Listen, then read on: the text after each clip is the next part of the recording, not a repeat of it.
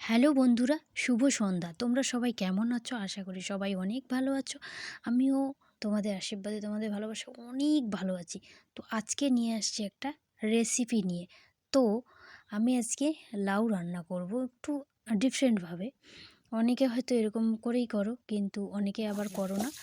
তো দেখতেই পাচ্ছ, আমি সব কিছু কেটে নিয়ে প্রথমে লাউটাকে ভেজে নিলাম হলুদ আর লবণ দিয়ে। তারপরে আলুটাকে ভেজে নিলাম, তারপরে মটরশুঁটিটাকে ভেজে নিলাম। এবার ফোড়ন দিয়ে দিলাম। ফোড়নটাকে একটু ভেজে নিয়ে আদা রসুনের পেস্ট দিলাম। ওটাকে ভালো করে ভেজে নিয়ে কেটে রাখা পেঁয়াজ আর লঙ্কা, হলুদ আর স্বাদ মতো নুন দিয়ে ভেজে নিচ্ছি। ভালো করে ভেজে নিয়ে এরপরে দিয়ে দিব টমেটো।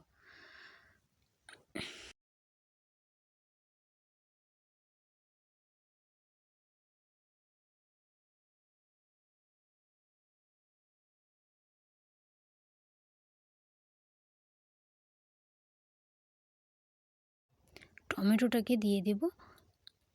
টমেটোটাকে ভালো করে কষায় নিতে হবে, কারণ টমেটোটা গলে না যাওয়া পর্যন্ত টমেটোটাকে ভাজতে হবে।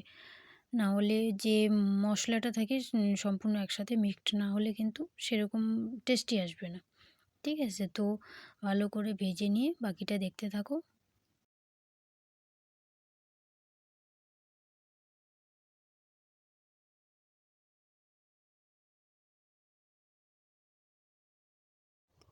ভাজা মোটামুটি কমপ্লিট হয়ে গেছে। এরপর ভেজে রাখা লাউ আর আলুটাকে দিয়ে দেব। দিয়ে আরও ভালো করে কষায় নিতে হবে 15-20 মিনিটের মতো।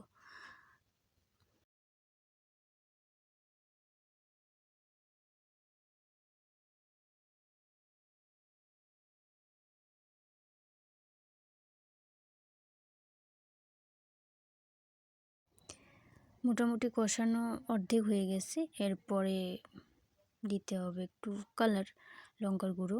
না দিলে কালারটা ভালো আসবে না, আর আমাদের বাড়িতে কালারটা একটু বেশি পছন্দ করে। সো ভিডিওটা কেমন লাগলো অবশ্যই কমেন্ট করে জানিও, আর সবাই ভালো থাকবে।